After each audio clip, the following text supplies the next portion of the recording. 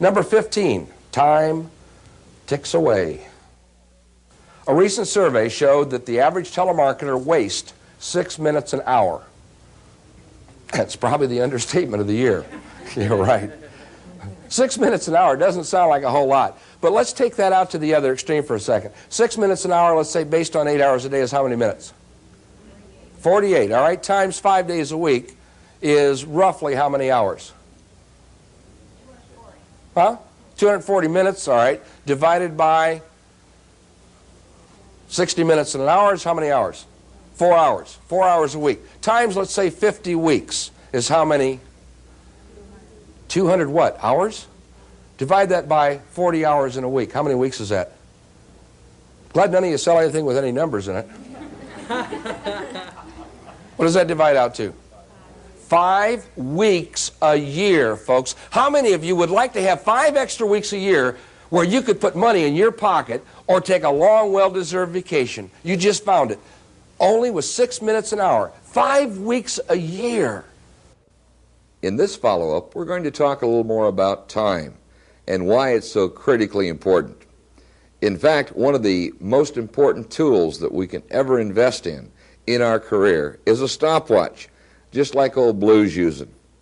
Because you can learn to time your calls and possibly more importantly, the time between your calls. Let me give you a good example.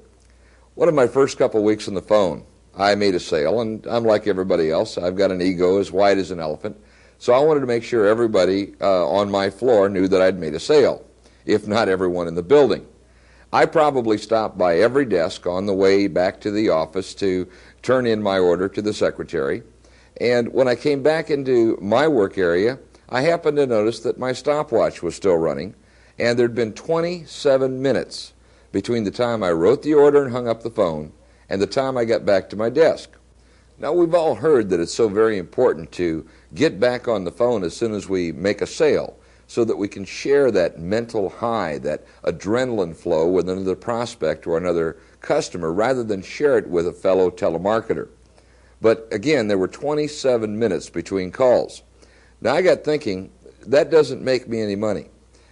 There's got to be a way that I can stroke my ego and let everyone know that I made a sale without wasting that much time. So I got creative. I stopped by Radio Shack that night, and I got a little radio-controlled police car. It cost me about $60, $70. It was really neat. Had a little red light that went around. The siren went, woo, woo, woo. And the next day when I wrote an order, I taped it on the top of the police car and ran it out through the work area down to my secretary. So everybody knew that, Blue had just wrote another order because they saw the police car going. Now, that only lasted a couple days, and then management came to me and said, Blue, you got to get rid of your police car. It's disrupting everybody on the floor. So I got rid of the police car, and I went out and bought a tank. Now, this was really neat because the tank moved twice as slow as the police car, and it had a little turn on top that turned and went choo, choo, choo. And, that only lasted a day, too, and then management said you got to get rid of the tank, too. The point I'm trying to make are there's many ways to stroke yourself. There's many ways to stroke your ego. There's many ways to let everyone know that you wrote an order without wasting that time between calls. Here's a great tip for you if you'd like to really specialize in time management. Go out and hire a Kelly girl or someone from a temporary placement service to do a method time study, to literally break down every day into hours, into minutes, into 15-second segments, and then time out the amount of time you're on every call, the time between calls, the time that you're filing, the time that you're drinking coffee, the time that you're going to the restroom, and take a long, hard look at how much time we really waste every day. Here's another great idea for you that's absolutely awesome. Figure out what your time is worth on an hourly basis. As an example, if you're on commission, take your last few months' paychecks, divide them by the week, by the day, and even by the hour, and figure out what your time is worth. Maybe $5, $10, $50 an hour. But put together a little sign that goes on your desk or even hangs over your desk that says, my time is worth X number of dollars an hour, and tape up that $5 or $10 or $20 bill or $50 bill. My time is worth $20 an hour. Is this making me money or costing me money? And every time you're on the phone, take a look at that sign. Every time somebody comes in to kibitz with you or shoot the breeze, take a look at that sign. Every time you find yourself doing something that just, confuses activity with accomplishment, take a look at that sign and ask yourself, is this making me money or is it costing me money? Too many commission salespeople feel that they're either making money or they're not making money. I've heard a lot of brokers walk out at the end of the day, a lot of salespeople walk out at the end of the day and say, well, I guess, I didn't make any money today, I didn't make any sales.